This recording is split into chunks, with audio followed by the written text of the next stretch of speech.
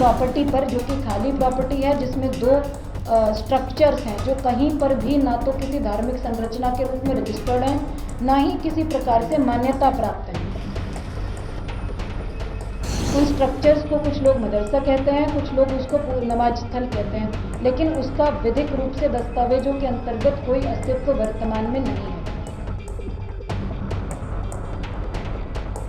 That was a structure which was illegal.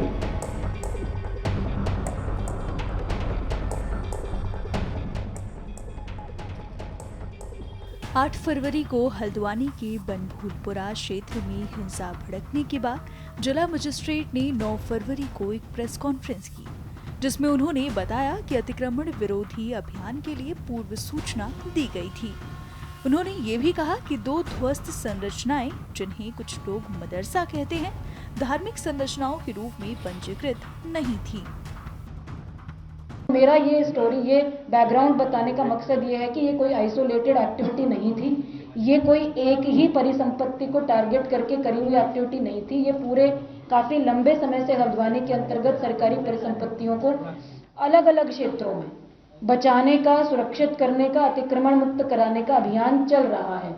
उसी के क्रम में इस प्रॉपर्टी पर, जो कि खाली प्रॉपर्टी है, जिसमें दो स्ट्रक्चर्स हैं जो कहीं पर भी ना तो किसी धार्मिक संरचना के रूप में रजिस्टर्ड हैं, ना ही किसी प्रकार से मान्यता प्राप्त हैं। उन स्ट्रक्चर्स को कुछ लोग मदरसा कहते हैं, कुछ लोग उसको नमाज स्थल कहते हैं, लेकिन उसका विधिक रूप से दस्तावेजों के अंतर्गत कोई अस्तित्व वर्तमान में नहीं है। उनको हमने खाली कराया, जो ओपन स्पेस था उसका कब्जा ले लिया गया और एक नोटिस परिसंपत्तियों पर, स्ट्रक्चर्स पर चस्पा करा गया, क्योंकि कथित रूप से ये एरिया मलिक का बगीचा नाम से जाना जाता है, जबकि कागजों में जो डॉक्यूमेंट्स हैं, दस्तावेज हैं नगर निगम के, वहाँ मलिक का बगीचा के नाम पे दर्ज नहीं है, नगर निगम की नजूल भूमि के रूप में दर्ज है। मदरसा जिसको कहा जा रहा है, उस भवन को सील कर दिया गया, सभी की सहमति ली गई, वो हमारे पोजीशन में था, नगर निगम के एडमिनिस्ट्रेशन के पोजीशन में था, पीएसी वहां पर पोस्टेड थी, किसी भी व्यक्ति का उसमें कोई अहित होने की संभावना नहीं थी, कोई उसके अंदर रह नहीं रहा था, कोई बेघर नहीं हो रहा था, किसी का घर, आवास स्थान उसमें इन्वॉल्व नहीं था। That was a structure which was illegal.